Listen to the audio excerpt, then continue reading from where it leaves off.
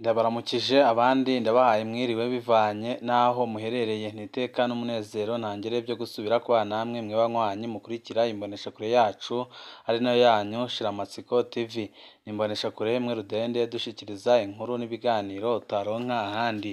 Uyu ni umwanya w'amakuru agezweko ari kuvugwa ngaha mu gihugu c'u Burundi, aho twabateguriye amakuru ahambaye cane ari kuvugwa muri politike. Haramaze iminsi havugwa inkuru zitandukanye zigaragaza ko Perezida Evariste Ndayishimiye yaba yarafashe ingendo nziza yo kuba yagarukana abahunze igihugu muri 2015 bahunze inturika zabaye mu gihugu kubera intwaro mbi yariho icyo gihe y'umuhisi Petero Nkurunziza. Amakuru menshi ava mu begereye Perezida Evariste Ndayishimiye akagaragaza ko Perezida Evariste Ndayishimiye ashaka gusubiza hamwe n'abahunze igihugu barimo General Major Godefroid Niyombare ndetse na Hussein Rajabu ndetse n'abandi bategetsi batandukanye bari bakomeye mu butegetsi bwa CNDD-FDD, ariko bakaza guhunga igihugu kubera ko babona ko akarenganyo kariko karakorwa mu mwaka wa 2015 kari akarenganyo gateye ubwoba, kandi bakanga kugashikira bagahitamo guhunga igihugu kuko babona ko ubuzima bwabo bubangamiwe. Hari amakuru menshi muri kino gihe ariko aragaragaza ko Perezida Evariste Ndayishimiye yaba ariko aragira ibyo ahindura kandi byiza bishobora kuzagirira abanyagihugu akamaro, aho ashaka kugarukana abahunze igihugu cane cane abahunze mu mwaka wa 2015 ndetse n'abahunze mbere yaho bahunze intwaro y'agahotoro ya CNDD-FDD maze igihugu gitere imbere, kubera yuko nyine arabona ko mu gihe hari ingufu zimwe z'abarundi zikiri hanze y'igihugu ibintu bitazigera bigenda neza, kuko abarundi bose barafise uburenganzira bwo kuba mu gihugu cabo. Hari amakuru menshi abatandukanye agaragaza neza nyine ko Perezida Evariste Ndayishimiye yaba ariko arashaka guhindura ibintu bitandukanye ngaha mu gihugu c'u Burundi. Twahisemo rero kubashikiriza amakuru atandukanye yaranze bamwe mu bashaka kugaruka mu Burundi ndetse n'ibintu bikomeye bihambaye cane bakoze ngaha mu gihugu c'u Burundi byatumye banangwa n'ubutegetsi bw'umuhisi Petero Nkurunziza kugeza naho bafashe ingingo ihambaye yo guhunga igihugu, ariko bikaboneka ko ibyo bakoraga byose babikoraga mu neza y'abanyagihugu. Ni babiri bahoze ari abizigirwa bakomeye ba Perezida Nkurunziza. Mu bihe bidasa hari igihugu yabarungitsemwo guserukira u Burundi, mu bihe bidasa kandi bose yabahamagara bataraheza ikiringo kugira bamufashe mu ngorane yaba atewe n'abo bagendanye. Amaherezo yabaye mabi cane. Abo bantu ni bande? Ico gihugu baserukiyemwo u Burundi ni iki? Inyishu nziza nta yindi, abo bantu ni Colonel Germain Ngendakumana na General Major Godefroid Niyombare, bose baserukiye u Burundi muri Kenya. Ambasaderi Germain Ngendakumana ninde? Bibutse ko wowe utaravyonda kuri sabone akareka karyo keza ko gupyondaho kugira ngo ko dushizeho amakuru n'ibiganiro bene nk'ibi ujye uba uwa mbere mu gushikirwa navyo. Yeremiya Ngendakumana yavutse ku igenekerezo rya 16 Kigarama 1954 Ikiziguro muri komine Bukeye mu ntara ya Muramvya. Azwi nk'umuntu w'umwete kandi arinda, yamye afise indoto yo gushika kure mu buzima. Mu gihe yari yarangije amashuri y'inderabigisha mu mwaka w'1982, Yeremiya yaciye arondera ingene abandaniriza muri kaminuza yigisha iby'ubudandaji, ayironkamwo urupapuro rw'umutsindo mu bijanye n'amakori. Mu nyuma yarabandanije iyindi kaminuza yigenga yigisha ibyo gutunganya amashirahamwe y'ubutunzi, ayironkamwo impamyabushobozi ya lisanse muri 2014. Mu by'akazi naho yarabaye umwigisha mu Bukeye n'Igihanga. Yanabaye munyabugega mu masosiyete atandukanye ngaha mu gihugu c'u Burundi. Inyuma y'iganagurwa rya Perezida Melchior Ndadaye, Yeremiya Ngendakumana yahavuye yifatanya n'abari ku rugamba muri FDD. Yarabaye mu mabanga akomeye y'umuhari. Mu mpera yaranawubereye umuvugizi. Aho CNDD-FDD ihagararikiye intambara, Colonel Germain Ngendakumana yarasubirijwe mu buzima busanzwe abandanya ibikorwa bya politiki. Muri 2005 Yeremiya Ngendakumana yaratowe nk'umushingamateka. Uwo mwaka nyine gushika muri 2006 yaragenwe kuba uwugendanira Perezida Nkurunziza. Muri 2006 Yeremiya Ngendakumana yaragenwe guserukira u Burundi muri Kenya, ariko ntihatevye kuko yatumweko muri Ruhuma 2007 mu nama nkuru ya CNDD-FDD yabereye Ngozi yo gukombora umukuru w'umugambwe Honorable Hussein Rajabu. Muri iyo nama idasanzwe Colonel Germain Ngendakumana yatowe kuba umukuru w'umushasha w'umugambwe CNDD-FDD. Germain Ngendakumana yafatwa nk'umugenzi adasanzwe wa Perezida Nkurunziza. Muri 2010 haratanguye kuvuga ko yoba nawe afise indoto yo kuzokwitoza mu kibanza c'umukuru w'igihugu, yari navyo vyavuyemwo ko ubutegetsi bwa Nkurunziza butashobora kuvyihanganira. Muri 2012 Germain Ngendakumana yarasubirijwe na Pascal Nyabenda mu burongozi bw'umugambwe aca arungikwa mu nama nshingamateka y'umuryango wa Afurika y'ubuseruko EAR. Nk'umwe mu bagize inama y'inararibonye ya CNDD-FDD, Honorable Germain Ngendakumana yarahanuye Perezida Nkurunziza muri Ntwarante 2015 ko atokwitoza mu kiringo ca gatatu kuko yoba cozanira amahano igihugu. Ibyo byongereje kumugira umwansi wa Perezida Nkurunziza, maze muri 2017 aca arasaba ubuhungiro mu mahanga. Muri 2020 Honorable Germain Ngendakumana ari mu bashinze umugambwe PDG afata n'umugambi wo gutaha kugira yitoze. Uburundi buramwankira ageze Kampala mu Buganda. Yahavuye atahuka mu gihugu muri 2021. Ambasaderi Godefroid Niyombare ninde? Ni muntu ki? Niki cakoze ngaha mu gihugu c'u Burundi kandi n'iki yarwaniraga mu gihe ashakaga gutembagaza ubutegetsi bw'umuhisi Petero Nkurunziza?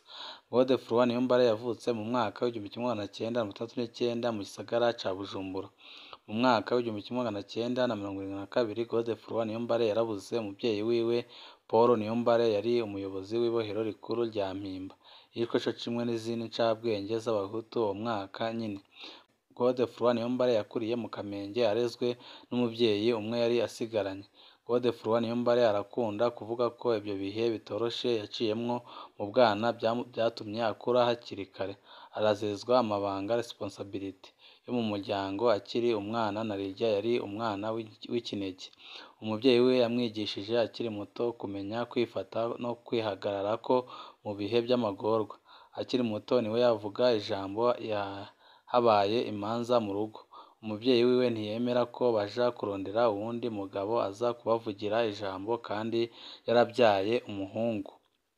Godefroid Niyombare yize amashuri mato mu Ngagara, ayisumbuye nayo kuri Lycée du Saint Espérant mu gisagara ca Bujumbura nyine.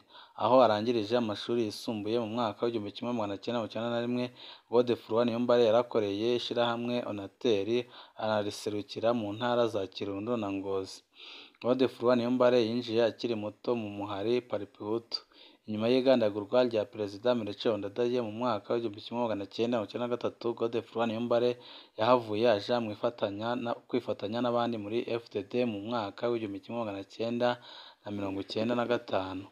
Muri uwo muhari Godefroid Niyombare yarajejwe amabanga akomeye kugeza no ku rwego rwa Commandant de Legion. Aho CNDD-FDD yahagarikiye intambara, Godefroid Niyombare yarashizwe mu rwego bita Etat Major Intégré. Mu nyuma agenwa kurongora igisata co mu biro by'igisirikare c'u Burundi. Muri 2005 General Niyombare yagenwe kuba icegera c'umukuru w'ibiro bikuru bya gisirikare. Muri 2009 naho agenwa kurongora ibiro bikuru by'igisirikare. Mu mateka y'u Burundi, General Major Godefroid Niyombare yabaye Chef d'Etat Major General w'igisirikare c'u Burundi ava mu bwoko bw'abahutu. Ayo mabanga yabayemwo gushika muri 2012. Umwaka yagenwe mu biro by'umukuru w'igihugu nk'umwe mu bahanuzi bakuru ba Perezida Nkurunziza. Mu rugamba rwa FDD, Godefroid Niyombare yahahuriye n'umugenzi akomeye cane yitwa Petero Nkurunziza. Uyu basangiye byinshi, babanye muri byinshi. Aho batahukiye mu gihugu, Godefroid Niyombare yarabaye igihe ku kirimba kwa Perezida Nkurunziza. Aho abereye umukuru w'ibiro bikuru by'igisirikare, Godefroid Niyombare yari mu bategetsi binjira mu biro by'umukuru w'igihugu badasabye uruhusha, babonana igihe cose avyifuje. Ikindi General Niyombare yasa n'uwisangije nuko yari muri bake bashobora kubwira umukuru w'igihugu iciyumviro cose babona kibereye. Ntiyatinya kumubwira ibyo abona ko bitagenda neza. Ibyo biri mu byamuteranije n'abandi bategetsi batipfuza ko Perezida Nkurunziza abwirwa ukuri kose, binatuma anakurwa mu burongozi bw'igisirikare. N'igihe agenwa mu biro by'umukuru w'igihugu, bamwe banka ko aguma avugana na Perezida Nkurunziza ntako batagize ngo yigizwe kure rwose. Mu mwanya wa mbere yoba yarasabwe kuja guserukira Uburundi mu Busuwisi no mu Bufaransa. hose arabyanga kugeza aho umukuru w'igihugu amwisabiye ko yoja muri Kenya kubera yatinya ko bagenzi be bohava bamugirira nabi. Jenerali Majoro Godefroid Niyombare yagiye guserukira u Burundi muri Kenya muri 2013. Muri 2014 induru zariko ziraduga gahoro gahoro mu gihugu no muri CNDD-FDD ku bijanye n'ikiringo ca gatatu ca Petero Nkurunziza.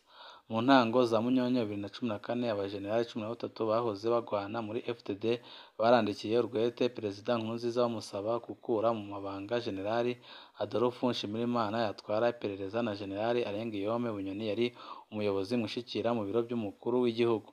Izo ntwazangabo 13 zabona ko abo bagabo babiri ari bo bari bishe igihugu.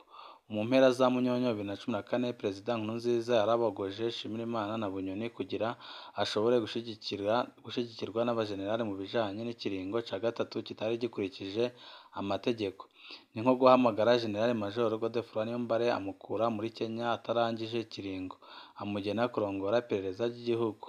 Jenerali Niyombare ntiyari mu basinye rwa rwete kandi Nkurunziza amufata nk'umuvukanyi ukomeye cane.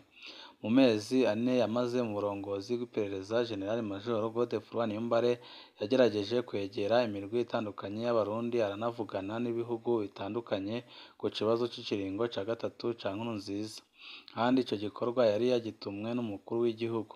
Niko gutegura raporo yanditse yerekana ingaruka ico kiringo kizogira ku gihugu no ku mugambwe CNDD-FDD. Amatohoza yari yarakozwe n'iperereza imbere y'uko Jenerali Niyombare agenwa yari yerekanye ko CNDD-FDD yari gutanga wese ngo yitoze mu kibanza c'umukuru w'igihugu yari gutsinda ku rugero rwa 62%.